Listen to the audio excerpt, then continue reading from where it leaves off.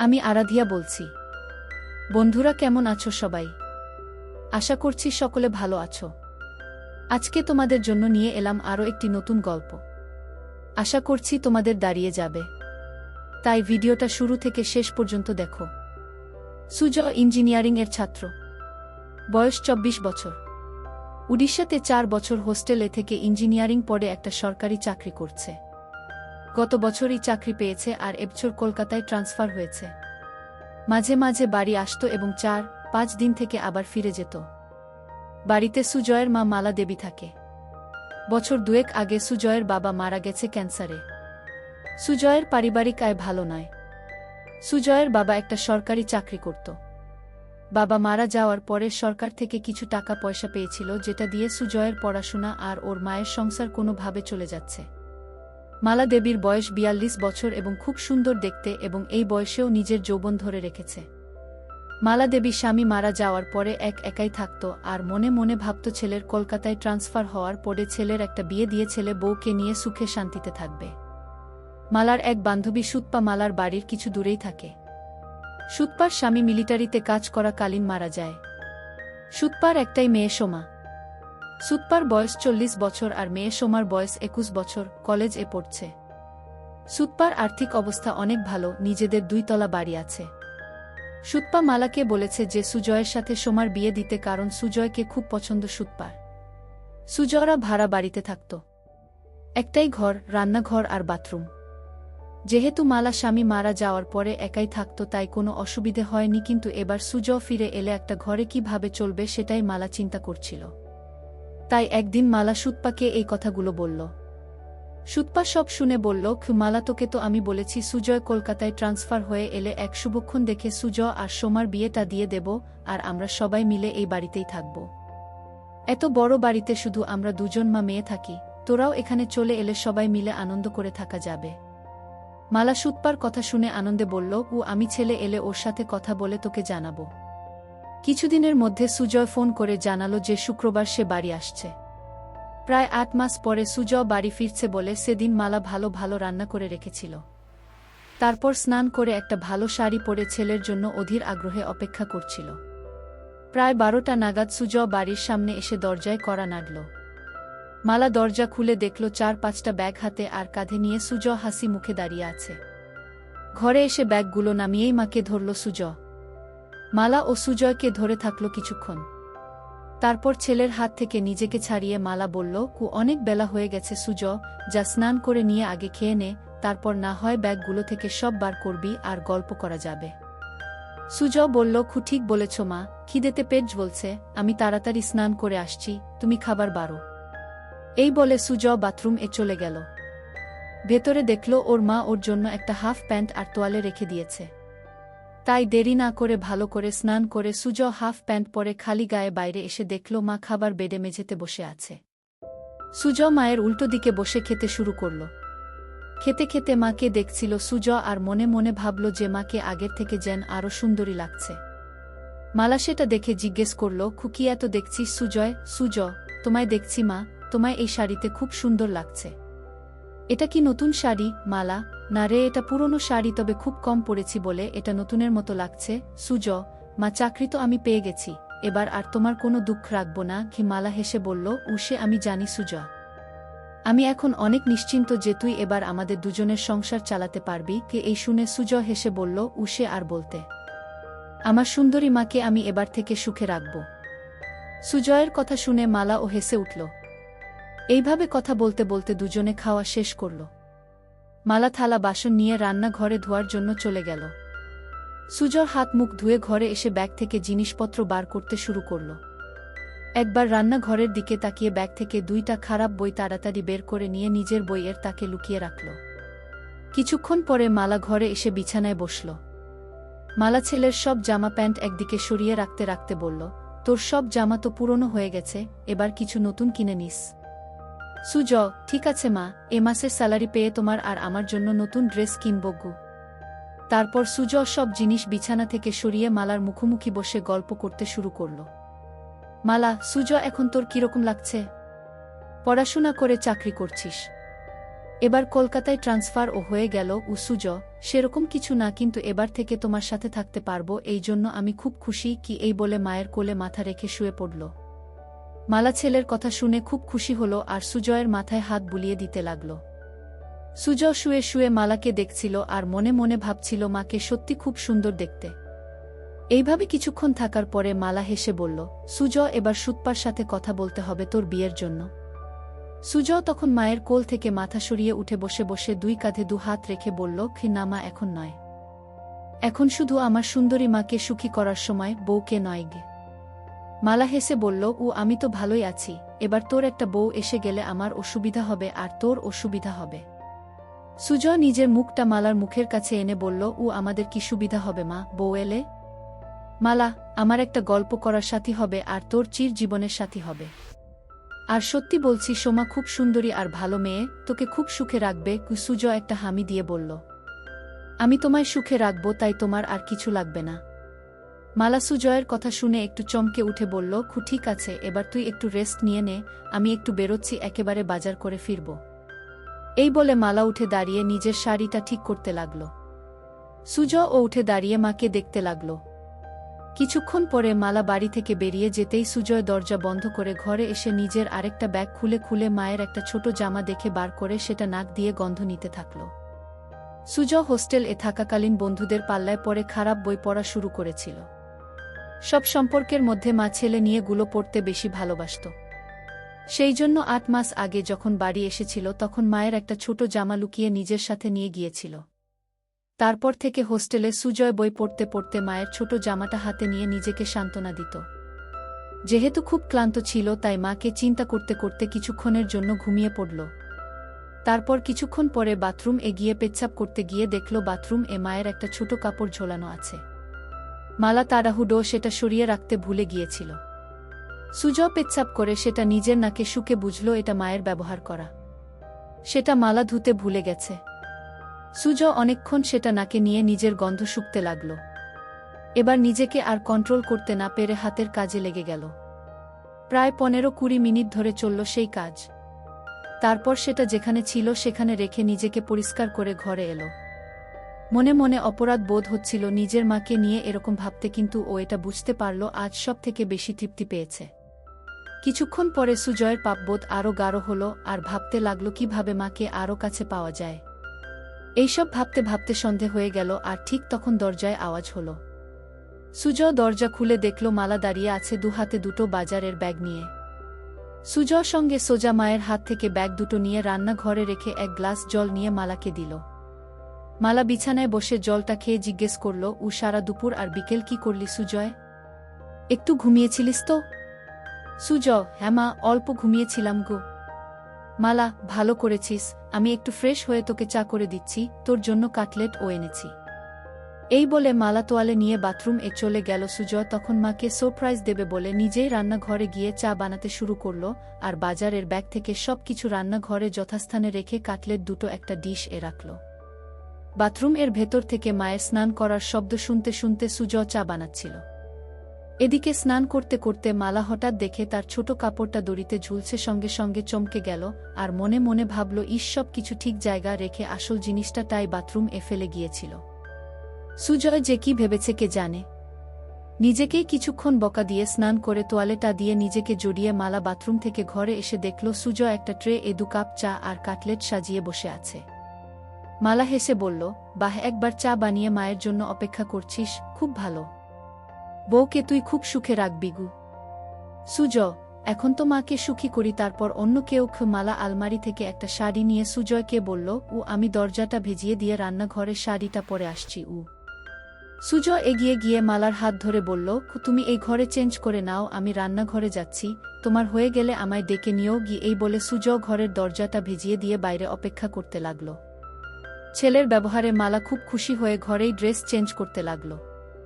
সুজয় দরজাটায় একটু ফাঁকা রেখে ভেজিয়ে রেখেছিল যাতে সেই ফাঁক দিয়ে ঘরে ভেতরটা দেখা যায়।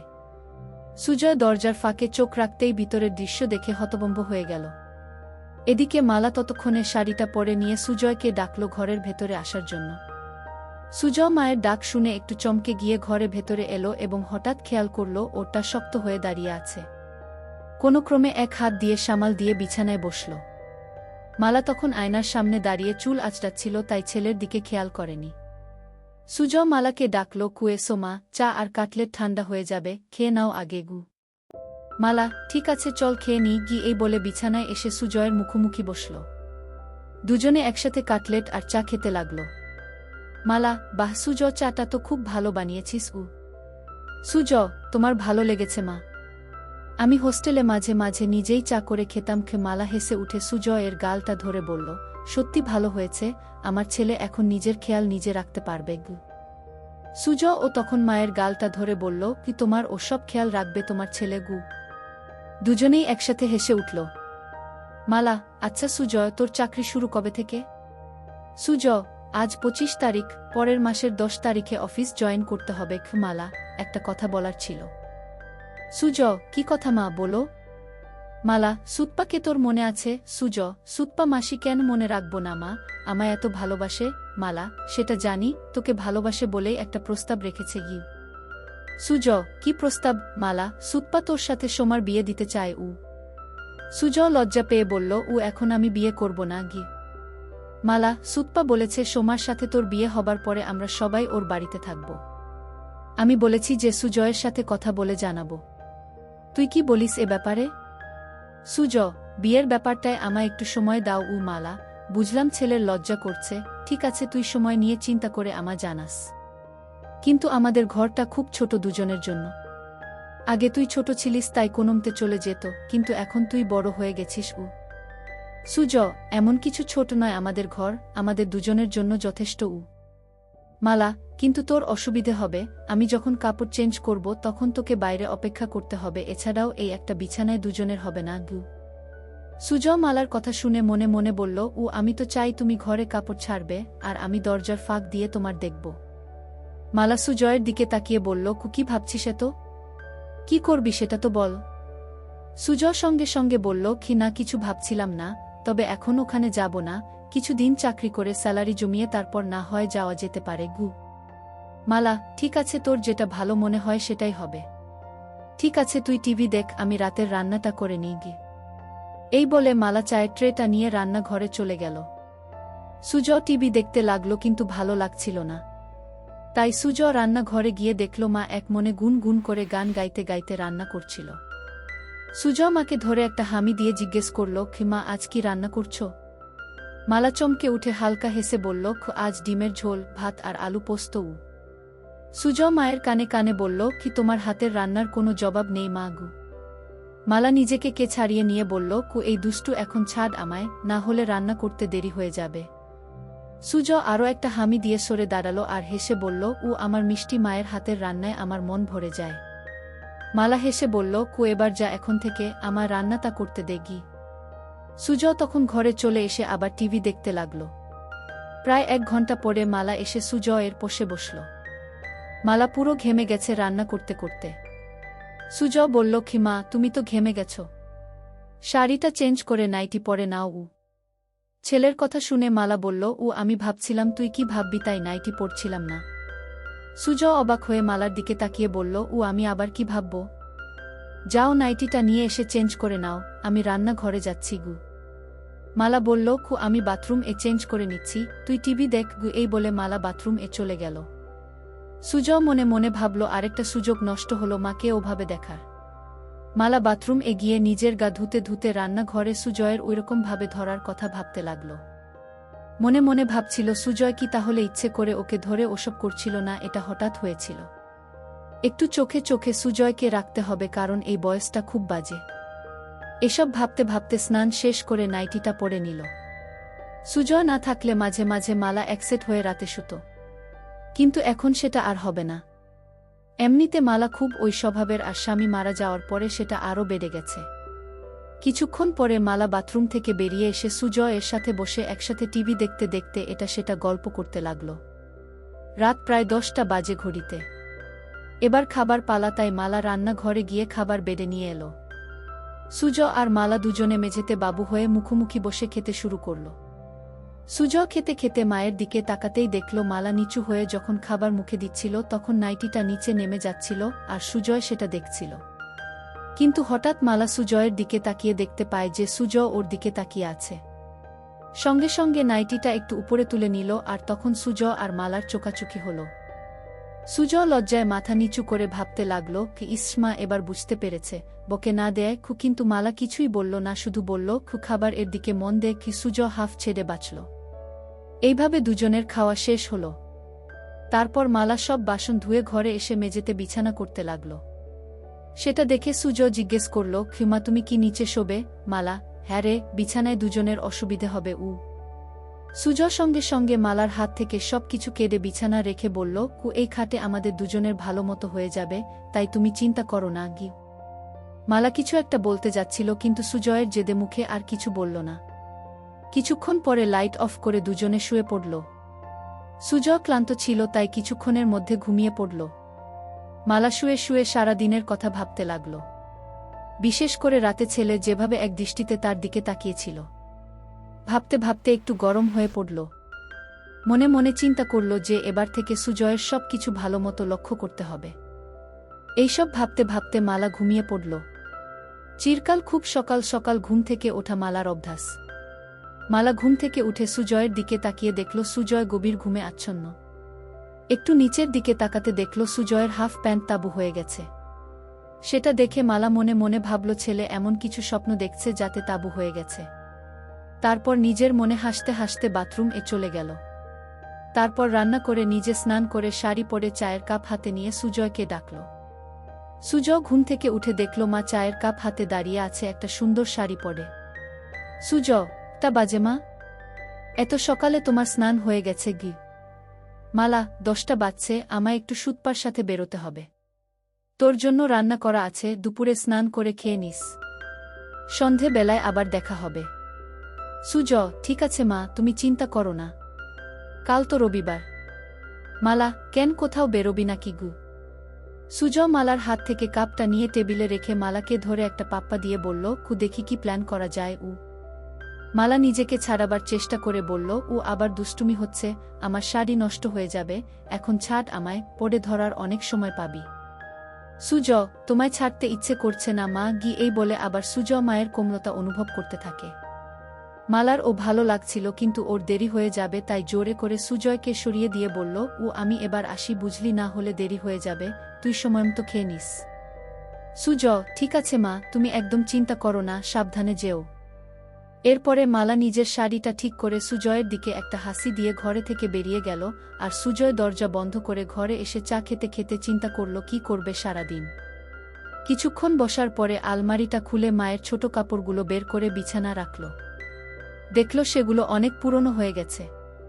কিছুক্ষণ নাক দিয়ে সবগুলো শুকে আবার যথাস্থানে রেখে দিয়ে আলমারিটা বন্ধ করে দিল সুজয়। তারপর সুজয় ঘরটা আর রান্নাঘরটা পরিষ্কার করল। সুজয় মনে মনে একটা মতলব করল কি করে মাকে প্রতিদিন একসেট দেখা যায়, কারণ শাড়ি চেঞ্জ করার সময় বেশিক্ষণ দেখা যায় না। তাই ভাবল বাথরুম এ একটা ফুটো করতে পারলে স্নান করাটা ভালো মতো দেখতে পাবে।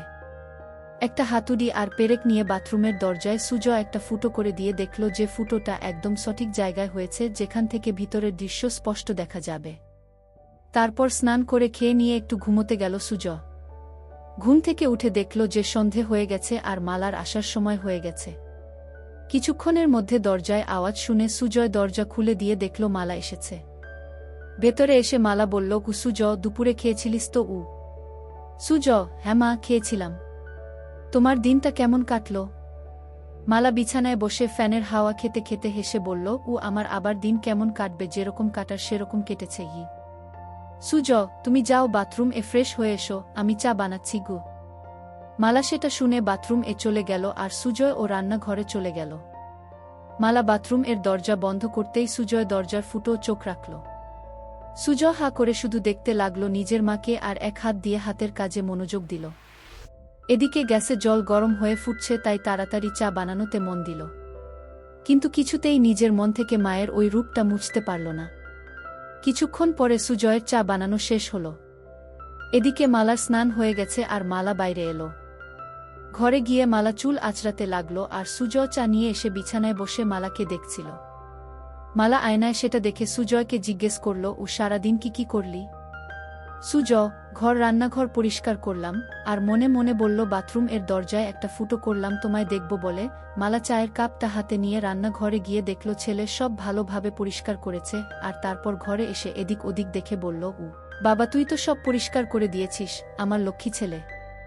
এই বলে চায়ের কাপটা টেবিলে রেখে হাত বাড়িয়ে বলল, আমার সোনা ছেলে, আয় আমার কাছে। সুজয় সঙ্গে সঙ্গে মালার কাছে ছুটে গেল। কিছুক্ষণ ধরে থাকার পরে দুজন আলাদা হল।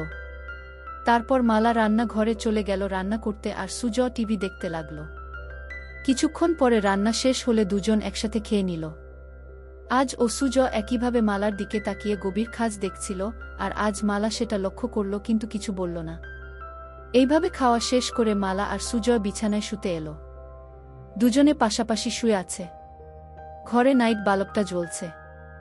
মালা চিন্তা করছে সুজয় কেন বারবার ওর দিকে তাকিয়ে থাকে। সুজয়ের মাথায় শুধু স্নান করার দৃশ্যগুলো আসছিল। এইভাবে দুজন ঘুমিয়ে পড়ল।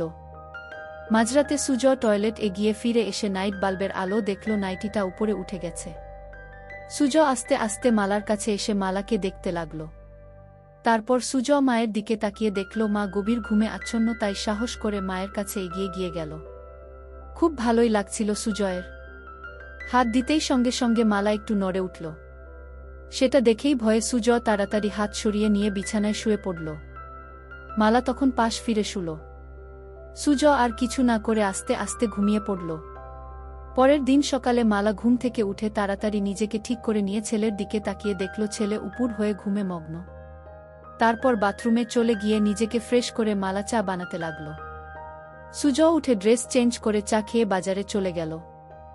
মালা ভাবতে থাকল কি হচ্ছে এসব। হোস্টেল থেকে ফেরার পর থেকে সুজয়ের আচরণে কেমন পরিবর্তন এসেছে। এসব ভাবতে ভাবতে ঘরে গিয়ে বসল। বাজার যেহেতু অনেক দূরে, তাই সুজয়ের ফিরতে ফিরতে আরও 1-2 ঘন্টা লাগবে। এদিক ওদিক দেখতে দেখতে হঠাৎ দেখল সুজয়ের বইয়ের তাকে বইগুলো কেমন যেন অগোছালো আছে। তাই মালা বইগুলো তাক থেকে নামিয়ে ঘোচাতে লাগল, আর মনে মনে ভাবল ছেলে ঘর রান্নাঘর সব পরিষ্কার করেছে, অথচ নিজের বইয়ের তাক সাজাতে ভুলে গেছে। একটার পর একটা বই সাজিয়ে রাখতে রাখতে মালা দেখল একটা মোটা বইয়ের ভেতর কিছু যেন আছে। বইটা খুলতেই দেখল একটা পাতলা বই মলাট দেয়া। মালা ভাবতে লাগল কি বই যে মোটা বইয়ের ভেতরে সুজয় রেখেছে। গল্পের বইটা হাতে নিয়েই একটা পাতা উল্টোতেই কভার ফুটো আর নাম দেখে মালা চমকে উঠল। বই এ যা দেখল তাতে তো নিজের চোখকে বিশ্বাস করতে পারছে না। এও কি সম্ভব? পাতা উল্টাতেই দেখল মা আর ছেলের গল্প। সূচিপত্র দেখে আরেকবার চমকালো মালা। একটা গল্পের কিছুটা অংশ পড়ল, অবাক হয়ে ভাবতে লাগল এটা কিভাবে সম্ভব, আর সুজয় এই বই পেল কোথায়? তাহলে কি এসব গল্প পড়েই সে আমাকে নিয়ে ওসব কথা ভাবে? মালা বিছানায় শুয়ে শুয়ে 2টো গল্প শেষ করল এবং এতটাই গরম হয়ে গেল যে বিছানায় শুয়েই তারপর বইটা জায়গা মতো রেখে দিয়ে বাথরুম এ চলে গিয়ে মালা নিজেকে পরিষ্কার করল। তারপর ঘরে এসে বসে চিন্তা করতে লাগল। অনেক দিন পরে আজ মালা খুব উত্তেজনা অনুভব করল। হঠাৎ দরজার আওয়াজ শুনে মালা দরজাটা খুলে দেখল সুজয়। সুজয় ভেতরে এসে মাংসটা মায়ের হাতে দিল। মায়ের দিকে তাকিয়ে দেখল মায়ের কপালে ঘাম, আর মায়ের চোখ মুখটা কেমন যেন লাগছে। সঙ্গে সঙ্গে সুজয় মায়ের 2 গালে 2টো হাত রেখে জিজ্ঞেস করল, খিমা তোমার কি শরীর খারাপ লাগছে? এত ঘেমে আছো কেন? মালা ঘাম মুছে বলল, কিছু না সুজয়, গরম পড়েছে তো তাই। সুজয় তখন বলল, ঠিক বলেছ মা, আজ বেশ গরম। সুজয় বলল, মা আমি একটু বেরোচ্ছি, এক বন্ধুর সাথে দেখা করে চলে আসব। মালা, ঠিক আছে, বেশি দেরি করিস না, আমি রান্না তাড়াতাড়ি করে নেব। এই বলে সুজয় বেরিয়ে গেল। মালা দরজা বন্ধ করে ভাবল আর একটু হলেই ছেলে বুঝতে পারত যে এটা গরমের ঘাম নয়, এটা অন্য কিছুর ঘাম। এই ভেবে নিজের মনে হাসতে লাগল। বাকি রান্নাগুলো করে মালা দেখল ছেলের ফিরতে এখনো দেরি আছে, তাই ভাবল বাথরুমটা একবার পরিষ্কার করে নেওয়া যাক, তারপর স্নান করে নেবে। বাথরুম এ ঢুকে মালা দেওয়ালগুলো পরিষ্কার করতে করতে হঠাৎ মালা দেখল যে দরজায় একটা ফুটো। মনে মনে চিন্তা করে দেখলেন যে এই ফুটোটা তো আগের সপ্তাহে যখন বাথরুম পরিষ্কার করেছিল তখন তো ছিল না। তার মানে এই ফুটোটা কি সুজয় করেছে? বাথরুম থেকে বেরিয়ে এসে মালা ফুটো চোখ রেখে দেখল যে ভেতরে কেউ স্নান করলে এই ফুটো দিয়ে সব দেখা যাবে। এবার মালার মাথায় আকাশ ভেঙে পড়ল। তার মানে সুজয় কি ওই ফুটো দিয়ে ওকে দেখেছে? কি শয়তান ছেলে! এটা ভাবতে ভাবতে মালার রাগের সাথে উত্তেজনায় গা রি রি করতে লাগল। বাকি অংশ পরের ভিডিওতে দেওয়া হবে। সবাই সঙ্গে থাকো।